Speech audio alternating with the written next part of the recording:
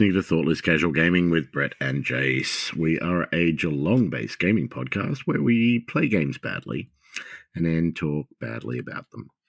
And sometimes we find less badly people to talk about how to play games less badly than we badly. Yes, and this is one of those times. So this is actually an episode that might be slightly better. Will be slightly better than our usual crap that we give you. We set a low bar. It can't be worse. Anyone that joins this podcast makes us better. So on that note, welcome, Paris. Thank you. I'm not sure I'm going to make this better or that I play or talk about anything better, but I'll certainly give it my best shot. Well, you do, that's already aiming higher than we do, so you know. Okay.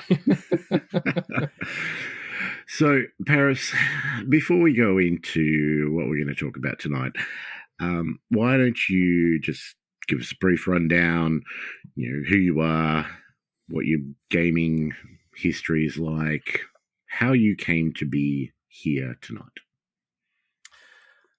Well, how far back do you want me to go? Like, sort of like the courtship of my parents, what? If we can go before the van that had free candy written on the side, but kind of. Yeah. Okay. what got you into the hobby? Kind of how have you found your way through the general sort of hobby landscape and landed here? Okay. Well, I'll try and keep it as brief as possible because it's quite a long story, but gaming has played a huge part in my entire existence. I've been a tabletop role-playing gamer since the very early 80s, which gives you an indication of how old I am. I have worked for Microsoft, and I was part of the team that launched the first Xbox console here in Australia, which was a lot of fun. Oh, cool. I'm a wargamer. I'm a tabletop board gamer, 3D printer. Look, it's got something to do with tabletop hobby. I've had my hand in it.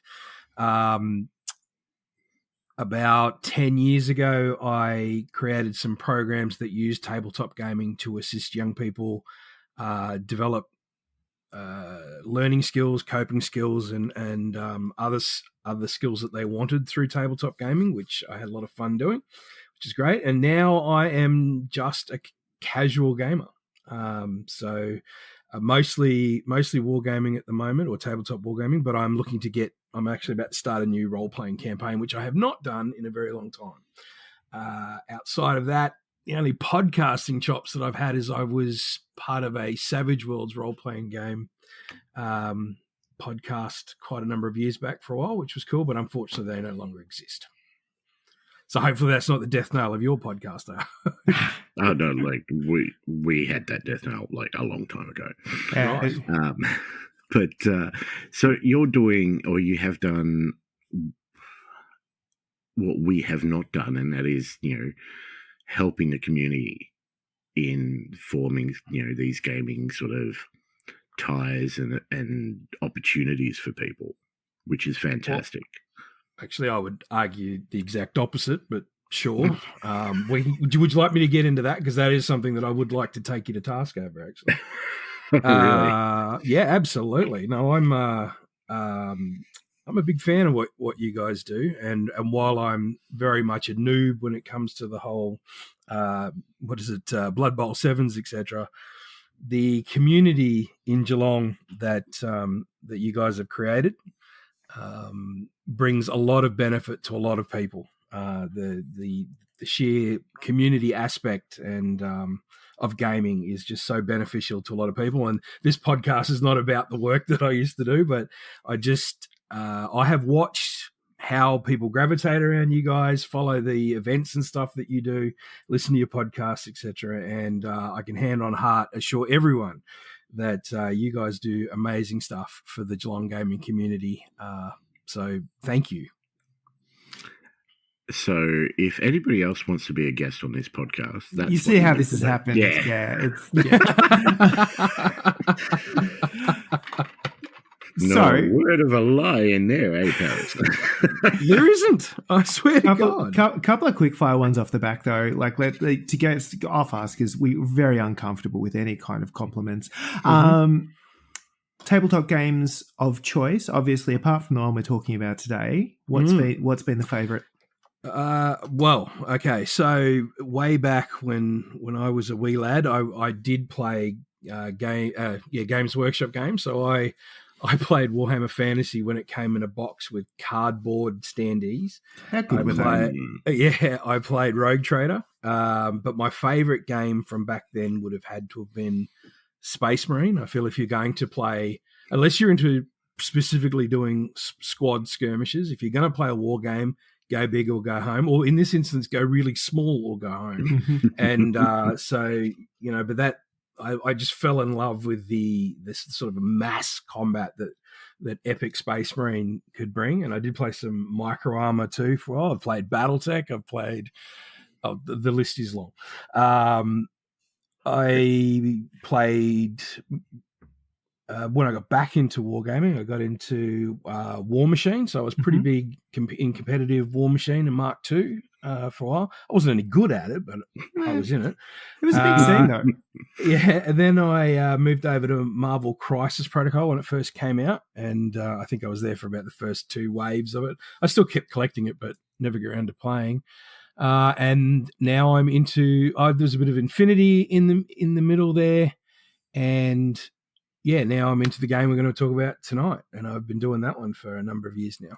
Excellent. And just on the similar vein, role-playing game of choice. Wow, that's hard.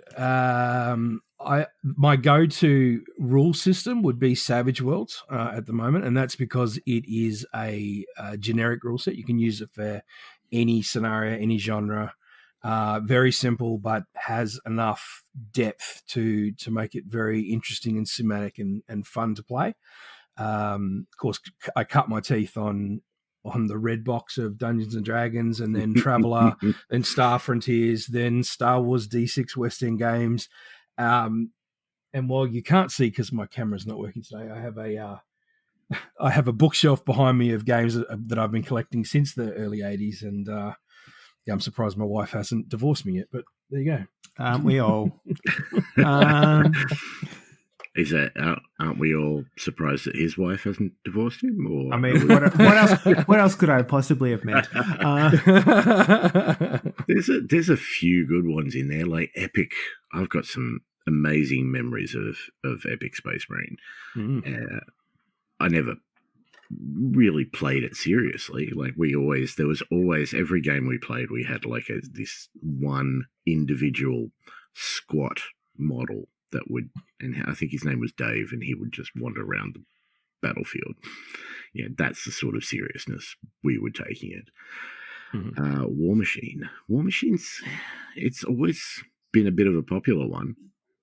There's always people, I bumped into a new member of our Discord at the Tuesday night games at Seaview, and yeah, he is a War Machine player, and it always, War Machine sort of had that appeal to a vast broad of non-GW players. It was a non-GW game that had really good tournament support at a point in time where GW tournaments were like a huge, like they were kind of a pretty massive thing, and you had like competitive Warhammer Fantasy and a bunch of people going, nah, this isn't really it. And kind of, I think it was about the time Mark II came around, and there was this huge push for competitive play, really tight rule sets, lower model counts, like who's not complaining about that, and an alternative to sort of 40k and fantasy, which were kind of the two that were kicking around. So I think it was like it came at the perfect time with a different offering, and the hardcore followers from that on. But I mean, I'm going to take credit because I did play testing before the first edition came out, and then did a little bit of promotion, and then dropped off it and never got back. So after I left, it must have become a really good game. Yeah, finally. See the common denominator. Oh, yes. Anywho, we're not here to talk about War Machine. No, we're here to fuck spiders. Finally, that episode. We are here to talk about yet another game I know shit all about. if I'm perfectly honest. So here is where someone else dives in and it says other things that are more meaningful than anything I could possibly have to say. And go. All right. We're talking Star Wars. We're talking, in particular, Star Wars Shatterpoint. So, Jace, you are the biggest Star Wars fan I know. Live long and prosper. Yes. How many films have you seen? Look, the original, then the next 3, and then maybe a couple, and then I watched a couple of the series and stuff. Like I realized what happened, and I think I realized this after watching Ahsoka, was Star Wars is only fun when you have lightsabers. That's my default response. That's the bit, and I think it was Knights of the Old Republic or Jedi Academy or one of those, like the old PlayStation games I was playing. I remember playing that, and my housemate at the time was like, "You have to play this game. It's the best." And I started, and I got a bit through it. And I'm like, "Mate, I'm going to put this down. I'm done." He's like, No. Where are you at? No. Give it another, like, however long. And I'm like, really? He's like, no, do it. And that's the point in time I got a lightsaber, and then the game became fun. And I played the shit out of that. So, Andor. Surely you've seen Andor. Have you not seen Andor? Oh, there we go. So hang on. That's Star Wars without lightsabers. Oh, that's why I didn't watch it. Oh, dear, oh dear. Anyway, we're not here to talk about that. We're here to talk about Shatterpoint. So what I thought I'd do, I've got a little bit of a rundown of the game. I have played it half a dozen times, which now means I consider myself an expert now, apparently. So what I'm going to do, I'll run through this quickly, and Paris, as the expert in everything, let alone this game on this podcast, you just chime in when I get things wrong, okay? All right. No pressure. Live editing. Here it is. That's it. So Shatterpoint, it's a skirmish game. So this is one of those ones that we like. Tick. Exactly, Jace. Because it's low model count. What it is, it's a best of 3 struggles. Or best of 3, and they call them struggles. You have a struggle token, which moves at the start of the second turn, so that first player advantage is not that big, which is nice as well. And the struggle token and the momentum will move due to, objective holding and, to a lesser degree, injuries and other things like that. So it does tend to be more, from what I've found, more of an objective-based game rather than a kill everyone, which is a shame because that's my usual way of playing things. You form your crew out of 2 squads, which is generally a primary unit, a secondary unit, and a support unit. This is done, you organize this by era. There's no real sort of. Okay, cool. No, jump in. All right, jump in. All right, so I'll break it down just a little bit, sort of maybe give your listeners a mental map, I guess. So it's played on a 3-foot by 3-foot board. Mm-hmm. There are a number of objective points on the board depending on what mission pack the player has selected. So whenever you go to play, you take 2 squads with you, and each squad has a primary unit, a secondary unit, and support units, and a mission pack. And currently there are 4, and that mission pack will denote where the points on the board are that could be active in a struggle. And the objective is to win each struggle until you've won the best of 3, as you mentioned before. So that is a major component of the game in terms of not just how you score points and how you win the game, but it provides a lot of the elements that I love about this game, which is a degree of randomness that other games, once you've figured out how they work, they become very easy to sort of play and win, or how to open up your first move, etc. You can't quite do that with Shatterpoint, which I really like. So that was the correction on that bit. Shall I continue, or did you want to go, Brett? Because I'm happy to let you talk. Oh, yeah. Look, I'll go through my notes. You tell me where I get wrong. Sweet. and then by all means jump into more depth, because I've made this as basic as possible. Go.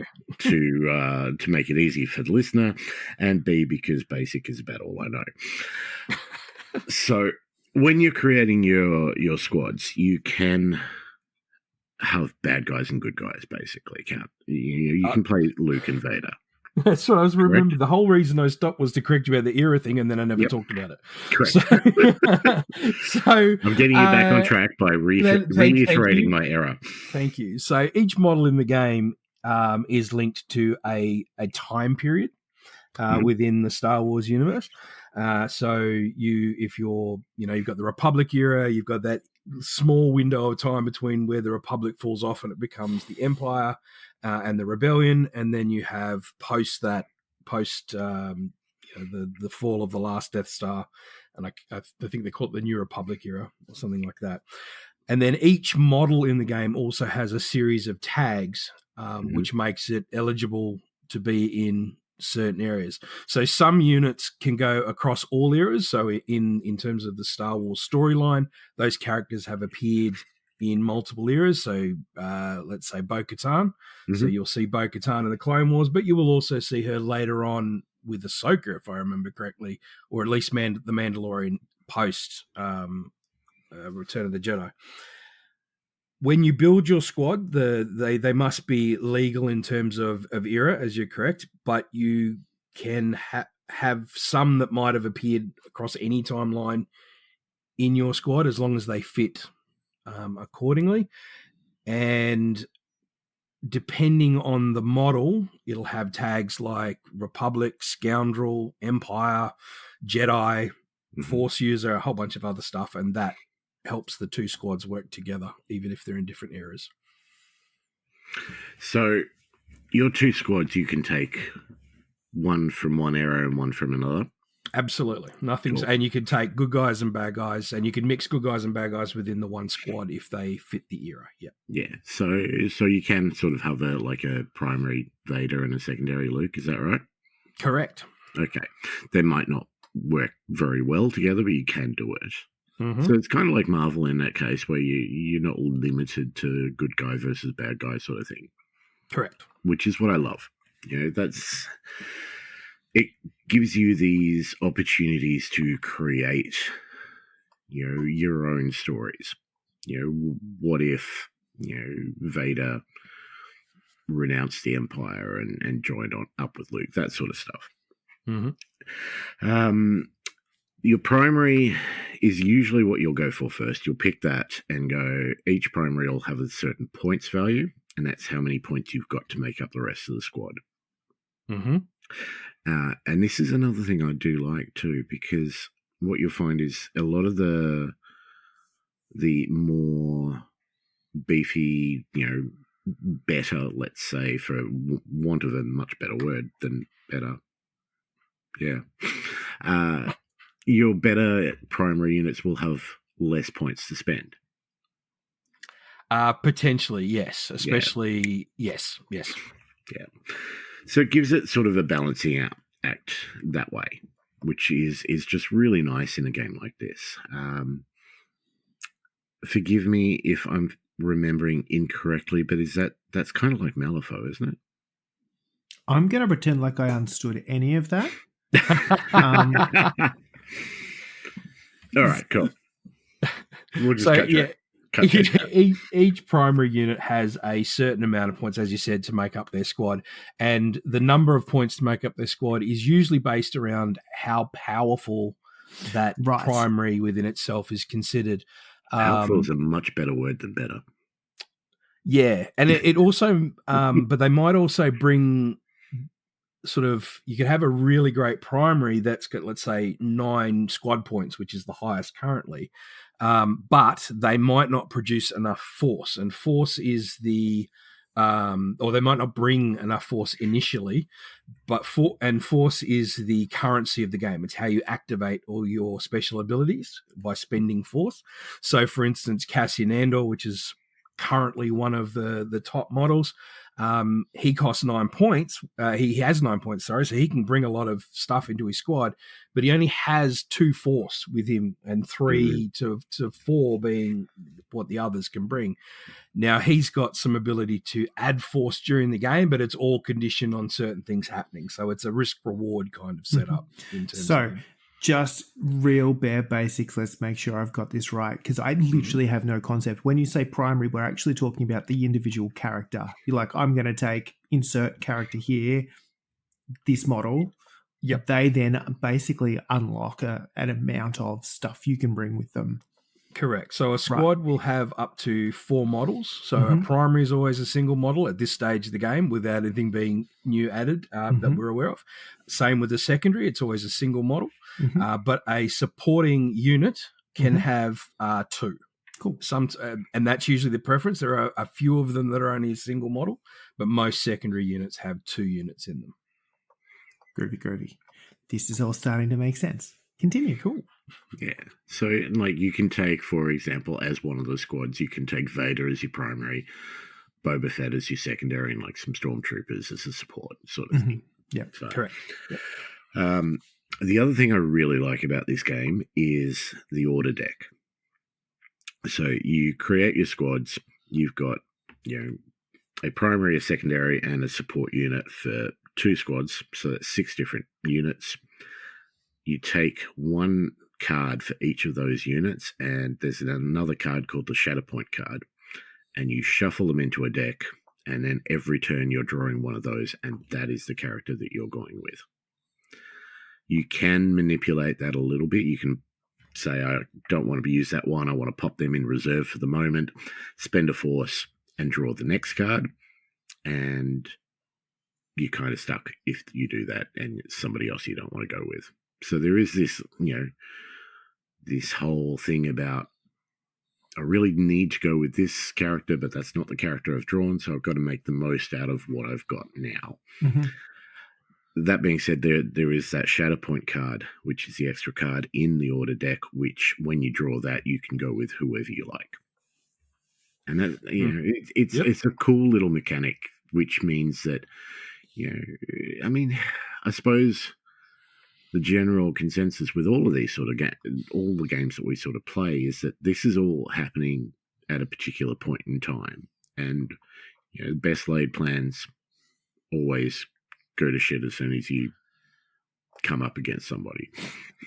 I also think that there's a lot of war games where it very much rewards specific order of operation. And I feel like what this does is actually kind of leans into the reality of a lot of shit is happening at once. And, it kind of means that you need to manage multiple scenarios unfolding, and you don't necessarily know which thing's going to happen first, or you then have to manage resource and say, well, actually it's really important that A happens before B, so I am going to spend resource to, flip that around a little bit as well. Absolutely. Yeah, it's a really cool game mechanic, which I really enjoy.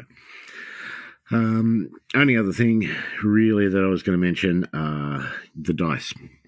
I do like my dice. So the attack dice in Shatterpoint, they're D8s.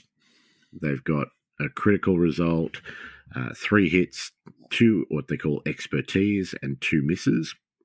And the defense dice are D6, which have 2 success, 2 expertise, and 2 miss. So it's usually easier to hit things than it is to defend.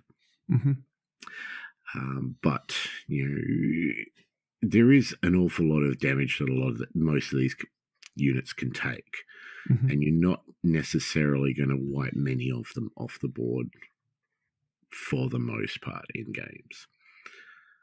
So it's kind of like, Marvel uses D8s, so you've got all the results on the same thing, but again, defense is a lot trickier than attack. So there's separate defense dice in this, so it's almost like Crisis Protocol meets Underworlds. Yes, very much like that. That's the base of the game. Of course, there are so many more different aspects and different tricks and tools that you can use. But as a general rule, am I mostly correct, Paris? Yeah, absolutely. Okay. Yeah, no, you've nailed all the core bits very well, which is cool. I think for me, because there's a couple of elements of Shatterpoint that for, I guess, experienced wargamers, it takes a little time to process, and one of them you've already mentioned, which is taking units off the board, which is actually a rare thing in Shatterpoint. Most people play a war game and they think, well, I'm going to destroy X amount of your army and it's going to come off the board and I'm going to feel really great about myself. You've played 40k before. Well, I've watched it, yeah. But yeah, whereas this game is more about, well, one of the things I will say about Atomic Mass Games, who make this and Marvel Crisis Protocol, is that they put a lot of time and thought into the thematics of this game. How does this game not only feel to play, but does it recreate the source material? Does it provide that feeling? And if you are to watch, a Star Wars, any Star Wars show, the vast majority of it is the main characters. They will get injured, they will get held back, they will do something heroic and triumphant, but they will not die. They might be knocked out for a little while, or they might be indisposed or set back, but they won't die. So, and so the real concept of this game, or the thing that a lot of players sort of have to, when they first come into it, have to think about is this is not about wiping out my opponent, although forcing injury on those models will make anything they try to do harder, which then makes it difficult for the player to continue what they're doing, essentially.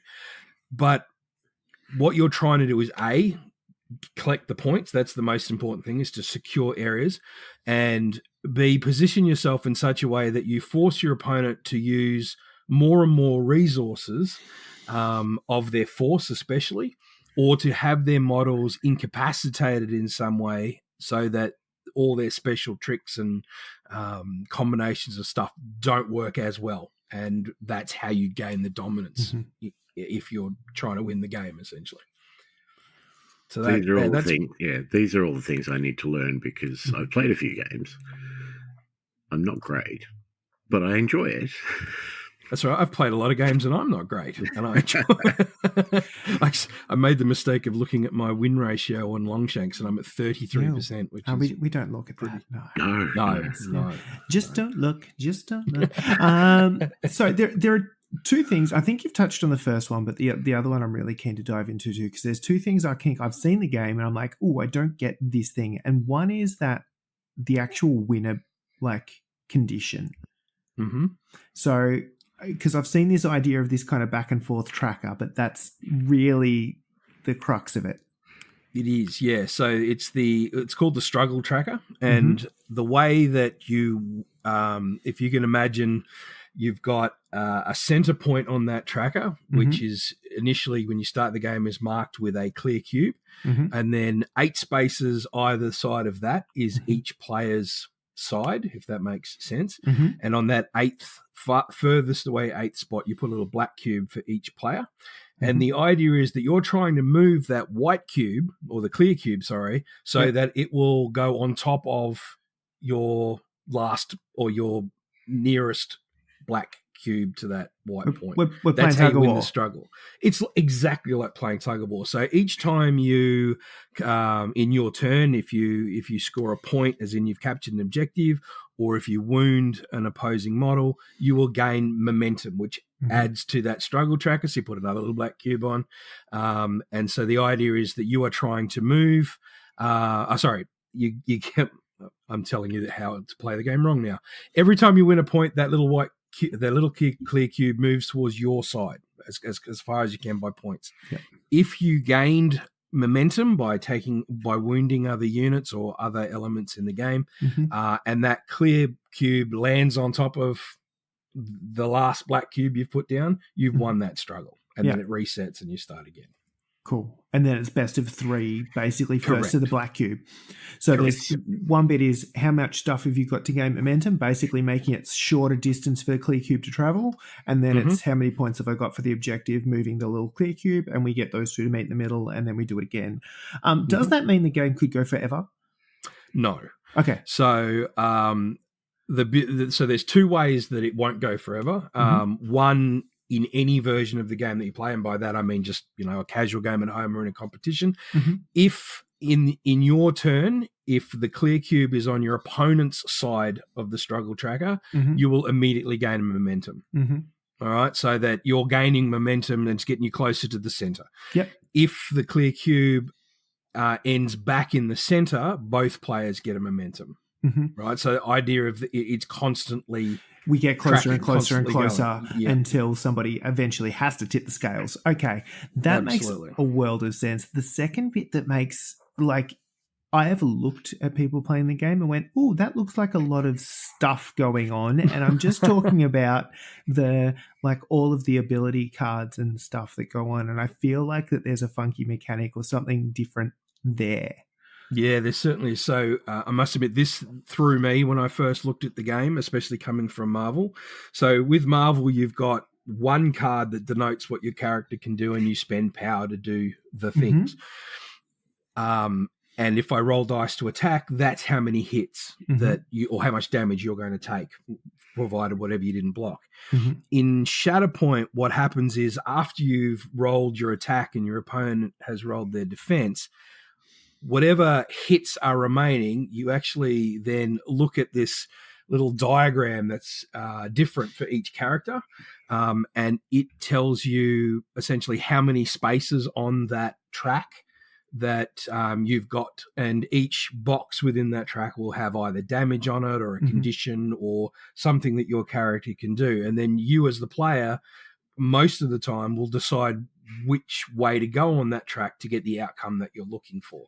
So for instance, if I was, playing against Brett and I roll attack, he rolls defense, and I end up getting, after all that is done, I have 3 hits or three hits. He doesn't automatically take 3 damage. What happens is I look at my card and I go, right, where am I going to spend these 3 on my track? And it has to go from left to right. And the first box might be a damage, and then the second box might be a disarm, and then the next box might be my character gets to dash away. So he only actually takes 1 damage, even though I scored 3 hits. You get to do 3 things according to what that character. Exactly. Yeah, okay. Yeah. And so what you're always trying to do is get as far down that track as possible to do as many things as possible. Yeah. Right. And the different characters all have different trees and branches and stuff that you can nip off in.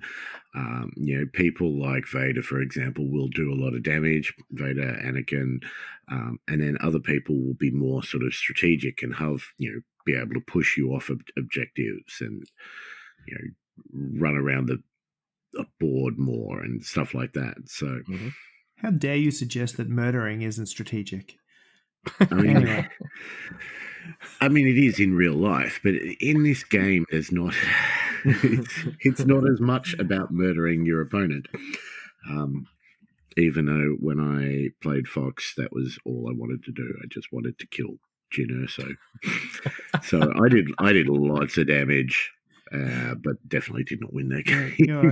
Your prejudices are showing. Yeah.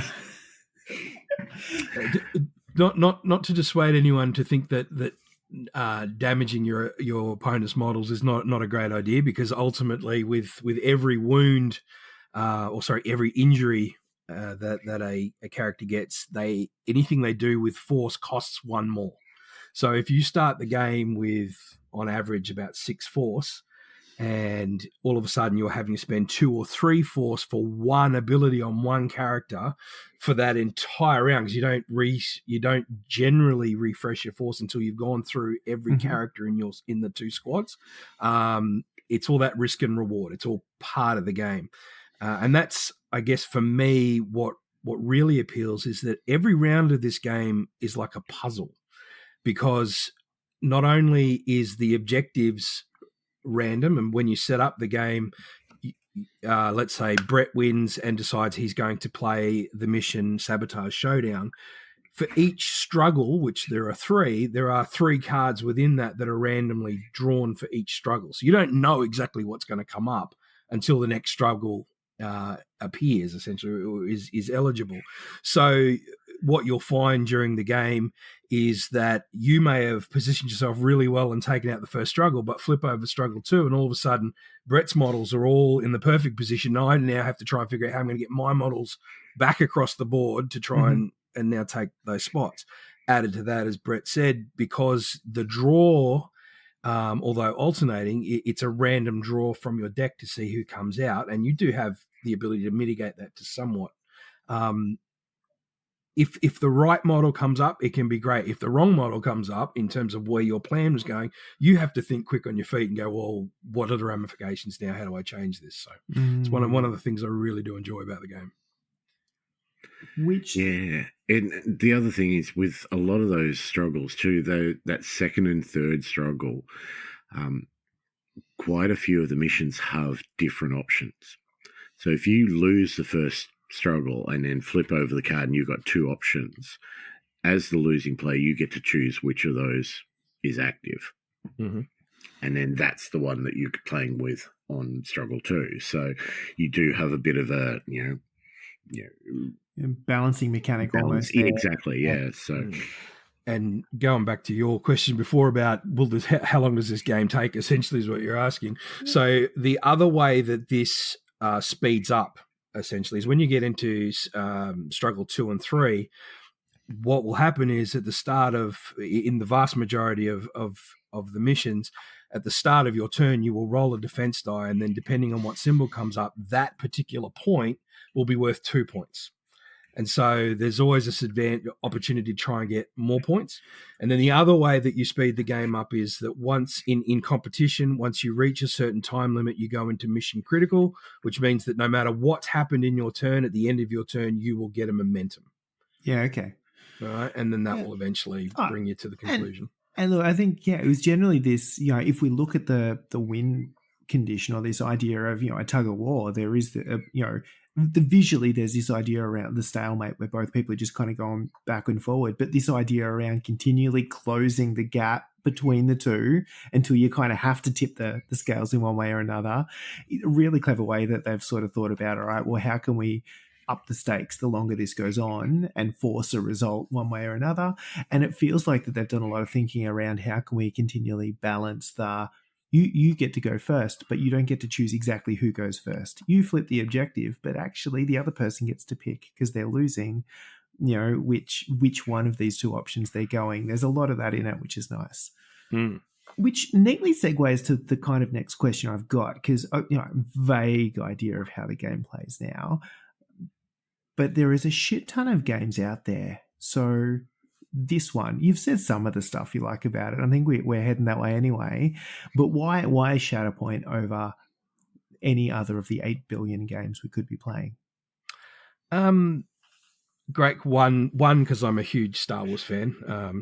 Again, reverting back to my age, I am old enough that I saw the original Star Wars in its first release at the drive-in. I was young, but I was a kid. No, but how much was that? The kind of the Star Destroyer over the top?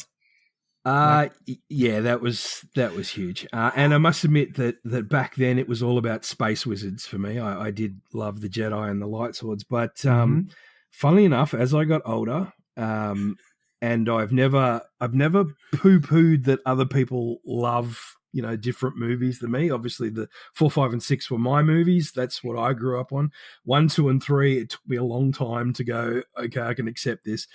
We won't even talk about 7, 8, or 9, but the show that actually rekindled my love for Star Wars was the Clone Wars cartoon.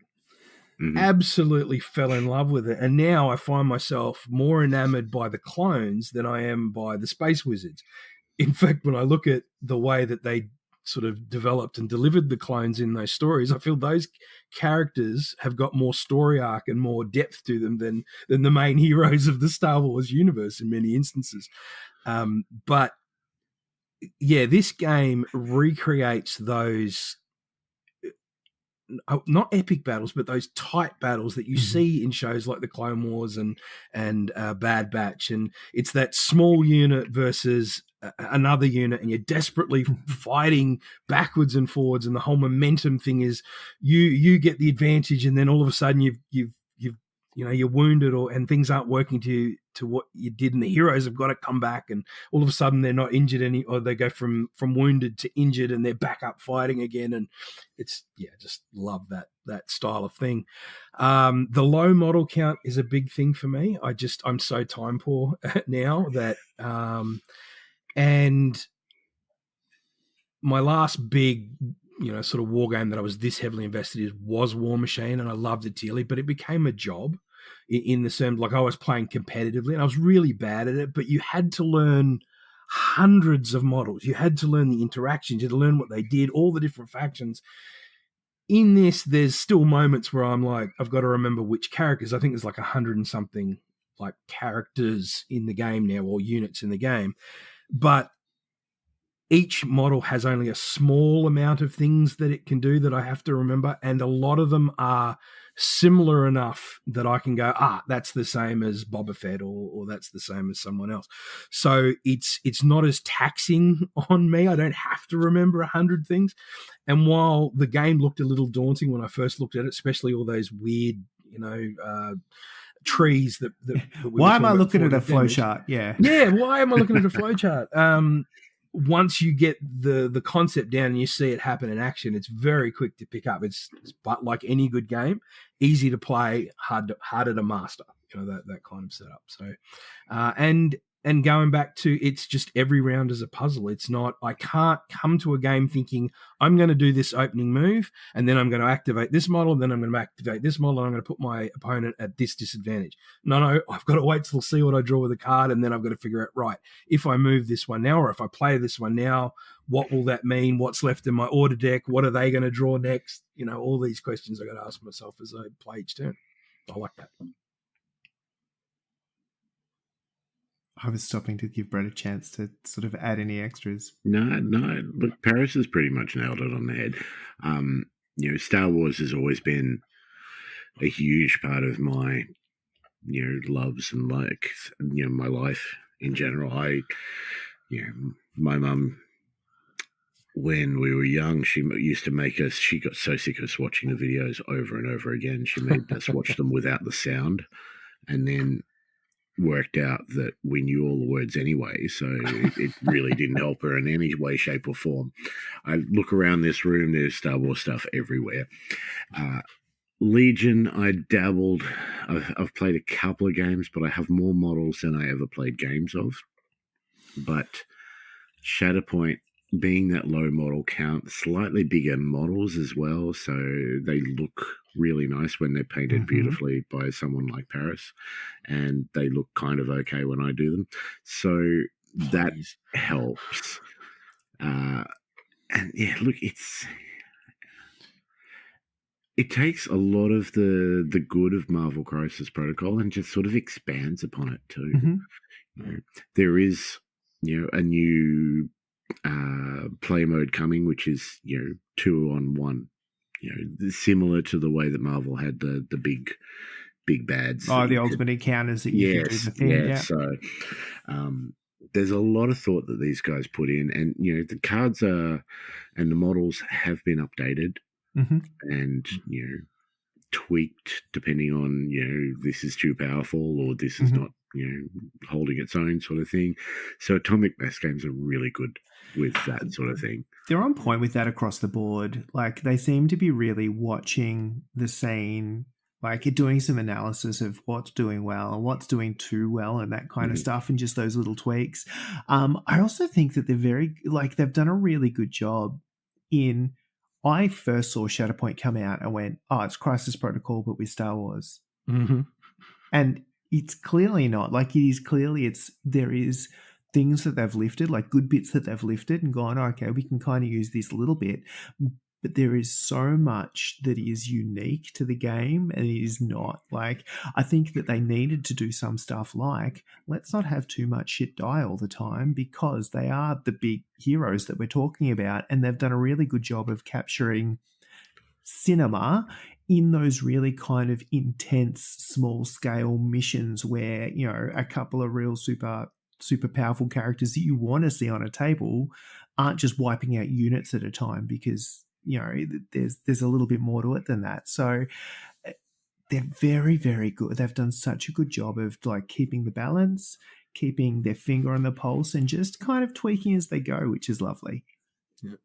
There's also one bit that I really love about it that I forgot to mention, and it's a really core part of this game, and that is terrain.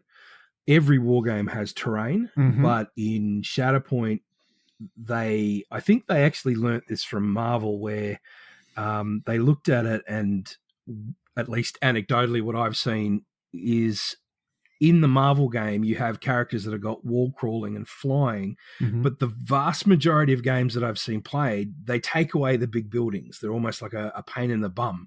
But in Shatterpoint, you've got to have terrain. It's all about how high you are compared to where, like, for instance, if a mission point is on the board and there's terrain over it, that mission point has to go on the highest point of that terrain. And then the characters themselves can have, while every model can climb or use a ladder, there are obviously Jedi that can jump in as high as they want, or there are Mandalorians with jetpacks that can jump, you know, using their jetpacks, etc. And that plays such a huge difference. And then thematically, they looked at it and they said, all right, well, we're going to make sure, even if there's a distance between the two pieces of terrain, as long as the character can, or that model can legally move that distance and end up on the top, that intervening distance is kind of ignored. So if I'm at the top of one piece of terrain, it's like in Star Wars, I've made this huge heroic leap or used my jetpack or whatever it is and ended up on the other one. And so when you're playing out these games, and maybe it's just me, but I'm telling these little Star Wars stories in my head, you know, for me, it is like an episode of the Clone Wars when I'm playing, which is a lot of fun. Capturing the cinema is such, and those moments is such an important bit, I think, for the immersion in all of these games. Like, that's what gets people hyped. You know, that thing that dude did. It's all about the high ground. That's it. It's all about the high ground. Unless you're Darth Maul. Yeah. Yeah, let's get Darth Maul. Yep. Do you have any more questions, Trace, about the gameplay itself? Not about the gameplay itself. So let's keep kicking. Excellent. Because I wanted to ask you, Paris, just in general, you've got obviously more experience in this than I do.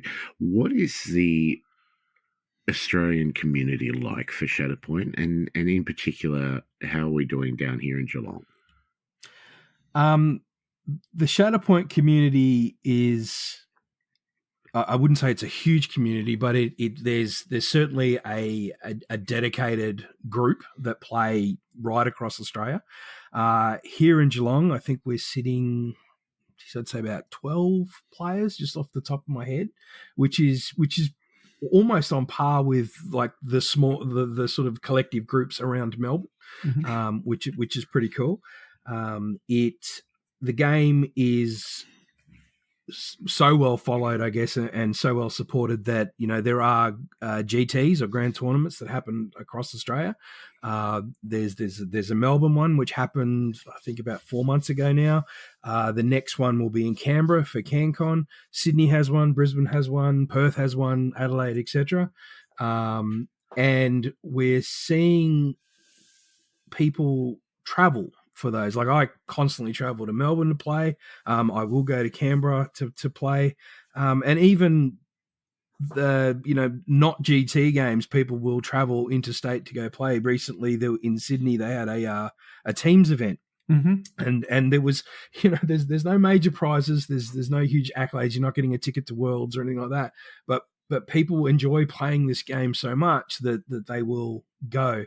And I think a big part of that is the community as much as the competition. One of the things, like I sort of, with War Machine, I got worn down by the amount of work, but what kept me coming back was that community. And so this is the same for me. I can walk out of a monthly event. I paid my $25 a monthly event, and I come out at the bottom of that ladder, like I'll come last, but I will have still had such a great time that it doesn't matter. I got to play with my little man. I got to talk to guys about gaming and Star Wars and what they've been up to, and see all the other painted models and lament that I can't paint as well as them, etc., etc. But we've had such a great time because the community is supportive, and it's a good mix of the ultra competitive and the just the casual gamer, and it doesn't matter who you're playing at that time. You may get beaten by a really, really good player, but on the flip side, you will have learnt something new. They're all very happy to talk to you about it afterwards, where you could have gone better, what you could have done in this instant. It's an open information game. There's no hidden gotchas. You can ask questions at any time. All the cards are there. You can pre-measure, that kind of thing. So it's just a really friendly atmosphere, I think, that this game creates as well. Because it doesn't matter how good a game is, it comes down to the people playing it. Oh, absolutely, yeah. There's some games that I absolutely love, but I can't find a community for them anymore because that community fell apart. Sucks. Because there was exactly, there was something that happened that caused a riff. But and I've played this game now in 3 states, and I'm yet to meet someone that I haven't enjoyed playing against, even when they're stomping my face in. So yeah, which is pretty much every game. And I've seen, consistent. I've seen a lot of games played around sort of, just Steve You and Tuesday nights and stuff as well. So, I mean, it sounds like that there are, if you're local and interested, there's definitely ways to get involved and sort of, Yeah, absolutely. Like the group here in Geelong, one of the things that we're fostering, because I know that Bam, who's the guy that organises all the Melbourne games and the Melbourne GT, he's really fostering that sort of regional community, so that when you come together and play, there's a little bit of that regional pride.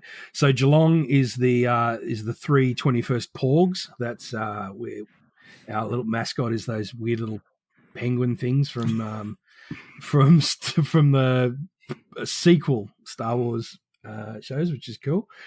And yeah, that the players here in Geelong are, again, it's a mix of experienced players, like let's say Wade, and sort of middle of the road players like myself, and then there's a lot of new players that come on. And I think for me, I've found my part of this community is I'm a far better teacher than I am a player. So I will nurture someone, bring them under my wing, teach them how to kick my ass, and then that's it. I'm still a loser, and they're happily going off and playing Shatterpoint, which is great. Those that cannot do. Exactly. Those that can't teach. That's it. And this is exactly what Paris did for me, because I've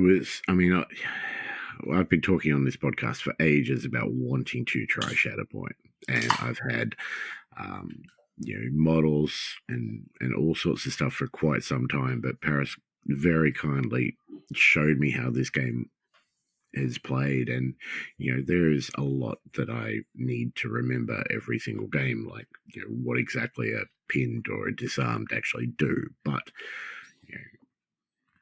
his dedication, his selflessness in teaching this game to new players who have no idea what's going on and just want to hit things with lightsabers or jetpacks is a huge plus to the Geelong area. I absolutely now want to hit something with a jetpack. Yeah. Oh, shucks, man, you're making me blush. Look, for me, there is nothing, and I've had it happen before. There is nothing worse than when you're new to a game and you want to learn it, and the person that you're playing just kicks your teeth in. Like, they know what they're doing. They have the best. You're still trying to figure out which die does what, and they're all of a sudden, doing all these special combinations. You've no idea what just happened because you're still trying to figure out what the basics are, and then you walk away with that bad feeling. And what, I didn't learn anything. I got my ass kicked. Why would I come back?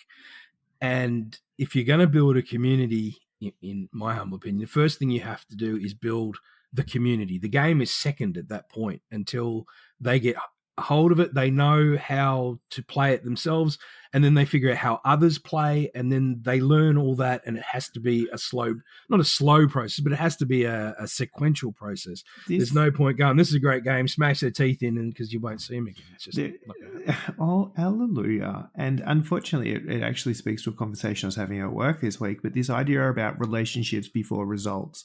You need to build the community before you can show people the hard sort of intricacies of how to kick someone's teeth in, because we've all had that experience where you're super new, you've got your first models, you've painted your first dude, you want to put him on a table and just see him do stuff, and then somebody comes in, they don't engage with you, they just remove all your toys and then they walk away and you're like, what the fuck just happened? Yep.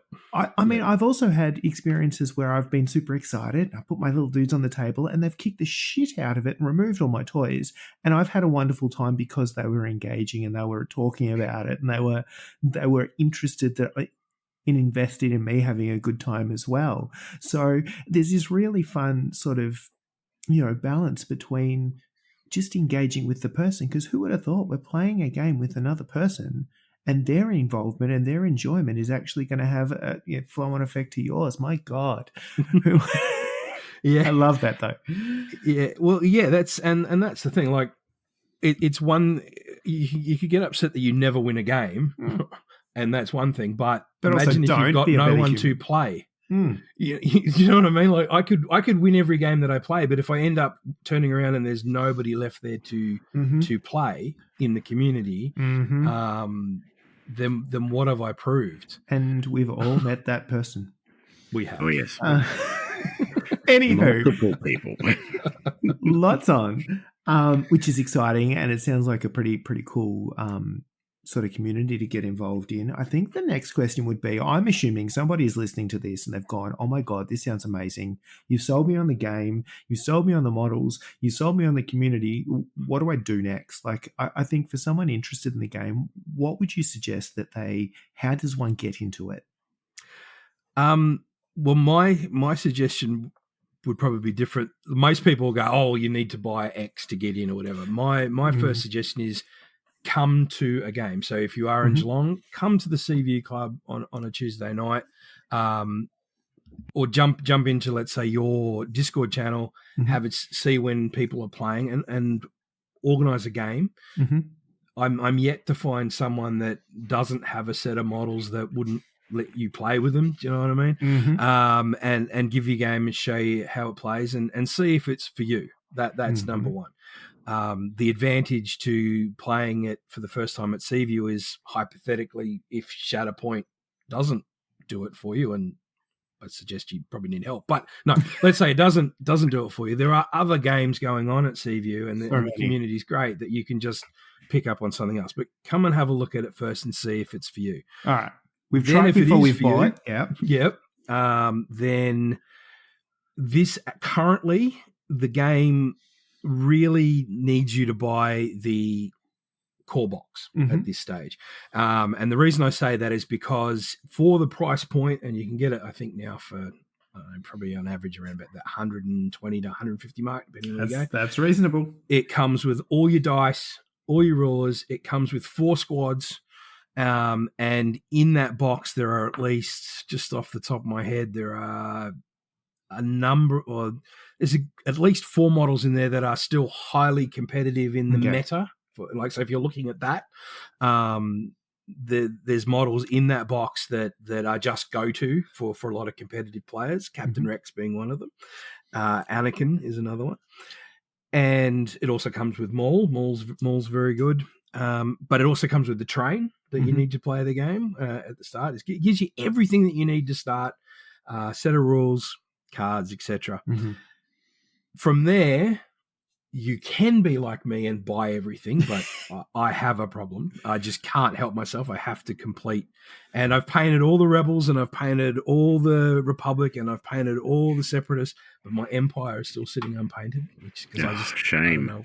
I know. Well, you see, you're the Empire dude, man. I'm just like, I know. I don't But this is the other great thing about this game is that yes, you can buy the latest models to be ultra competitive at that top level, but because of the way the mechanics works, if you play the characters that you love, Mm-hmm. you've still got a very good chance of winning the game, Mm-hmm. right? Because ultimately it still comes down to card draw, comes down to dice, and then your choices. So there's still those elements. So if you love Maul and you want to play him and Ventress and some of the robots, core box, happy days. If you want to play Anakin and Ahsoka, and I think Bo-Katan and some of the the Mandalorians in that, and the 501st and Captain Rex, happy days. You've got that Clone War era starting set. But if you may not, those eras may not tickle your fancy. There are other box sets out there, and all bar the dual packs are complete squads, except for one, which is all secondaries, and that's the Bounty Hunter box that comes with Boba Fett, IG-88, Dengar, and Bosk. That's the best Bosk.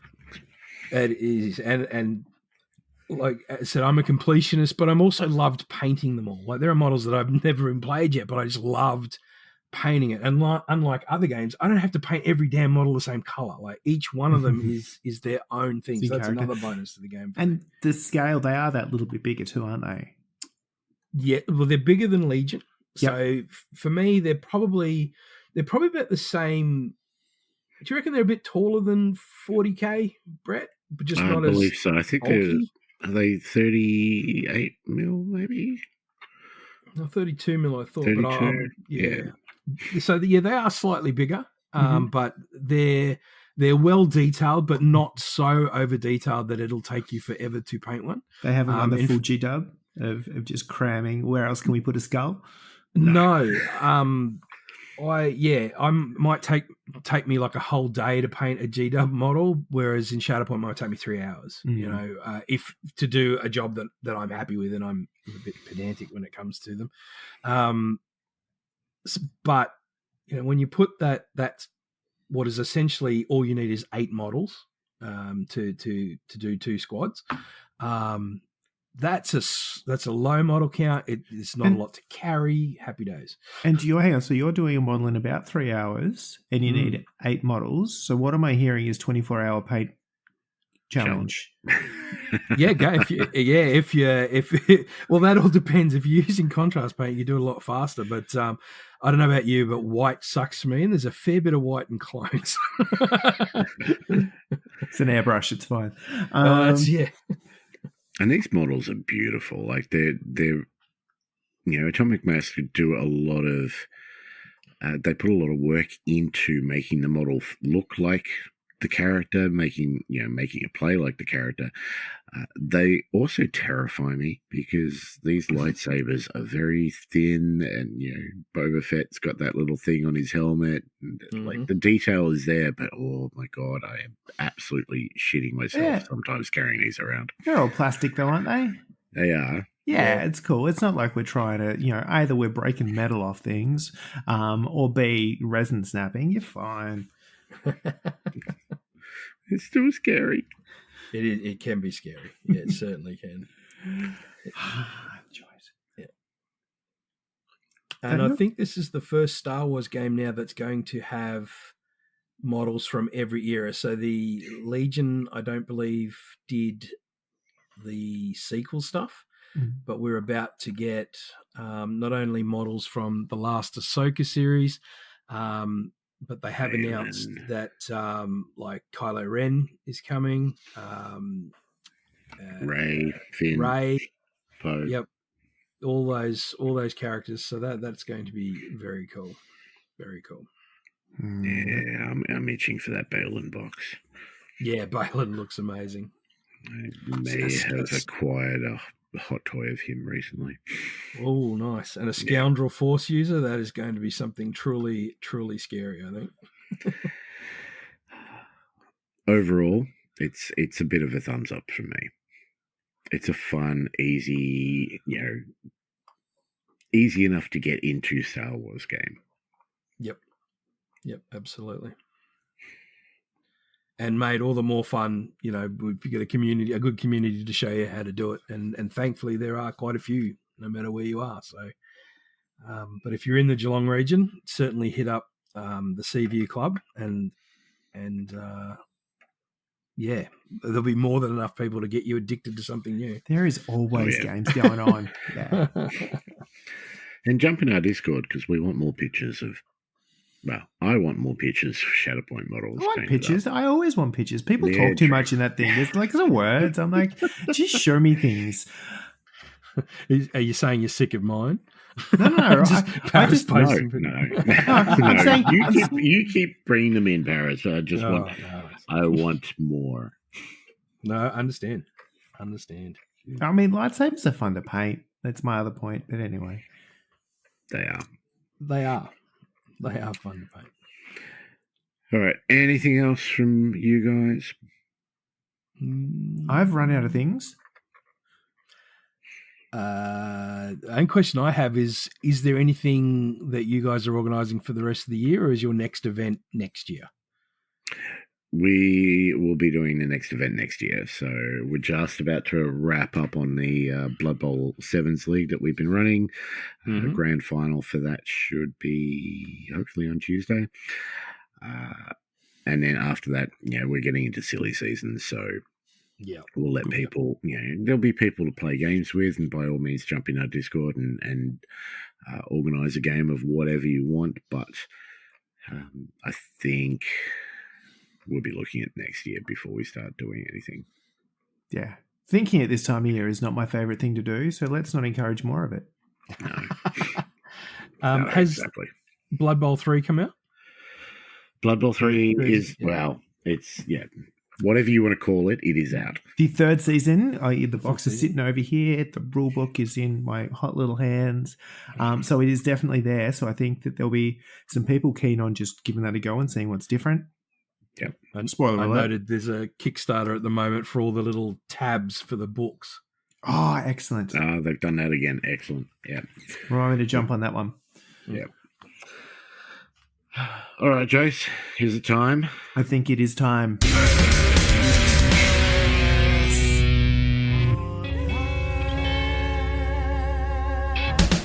I heard it this time. I don't know what happened last time. All right, I'm going to throw a this or that question out, and I'm going to throw it at Paris because I have no interest in what Jace has, or potentially another day in the office around here. Yeah, I know, right? I'm potentially Jace has no skin in either of these races. So, Paris, if you had to choose one, would you choose the Star Wars Christmas Special or Ewok Adventures? There's no third option. Nope. I'm gonna have to say the Christmas Special, only because I believe it has more sexual innuendo in it. Ooh. That it does. I hope it does. The other one's a kids movie. There are elements in there that apparently I think they put in there for the parents to pick up on, and I don't know why that wasn't scaring them away. They're scaring them to get their children away from Star Wars, but Grandpa Wookiee porn. Yeah. Ew. Have you seen either of these, Jace? I haven't. My immediate reaction was it's always Ewoks until you add sexual innuendo. And then it's sexual innuendo and Ewoks. But I'm now torn. I think it's Wookiee sexual innuendo. I don't know. I saw it as a kid. I'm in. Sign me up. Yeah. Oh, yes. Dear. Yeah, no, I'm with you. Christmas Special, it's just too horrible not to love. Yeah. And it's been a long time since I've seen the Ewok films, and it has not been long enough since I've seen this Christmas Special. Is that even on Disney? I don't know. I haven't even looked. I don't think so. No, they have quality standards. No, I found. I mean, the Ewok films are. I found my copy of the Christmas Special on eBay. Some guy put up a pirate version of it on eBay. He goes, "It's not a very good copy, but it's a copy because it's impossible to get, especially at that time." And eBay, and I bid on it, and eBay went, wait a minute, no, this is a pirate copy, and they took it down. What? But I still had the contact details for the guy who was selling it. And I'm like, message him directly. I'm like, I really want this. He goes, I can send it out with a courier today. I'm like, done. And I have subjected way too many people to that film. And that was the birth of the dark web. Like, that's what's happened. Pretty much. It all started Wookiee porn to start with the dark George web. Lucas's ex-wife. On that note, thank you very much to everyone for listening. Paris, you've no doubt at least tripled our listeners, so thank you, all 6 of you. Thank you very much, Paris, for jumping on and talking Shatterpoint with us. Jeez, it was so hard nerding out. Thanks, guys. Much appreciated. We'll call it there. Give us a follow. Facebook, Spotify, Podbean, Twitch, Instagram, all of the above. Not that X thing. And as always, thank you very much to our Patreons, lifetime Patreons, Alison Clinton, and our thoughtless Patreons, Ant, Archie, Craig, Gertzy, Jared, and Kingsley. Thank you very much, guys. But yes, again, thank you so much, Paris. It was, I've been wanting to do a Shatterpoint episode, and I am not qualified, confident enough in my, knowledge of the rules. So to have you on has been an absolute blessing. So thank you. More than my pleasure, honestly. Thank you. And again, just reiterating right back from the start of the show, thank you both for what you guys do for the Geelong gaming community. While you may not see it and you don't like getting compliments, what you do is important to a lot of people. So thank you very much. Thank you. Too kind. Laters. Gotcha. Bye. No!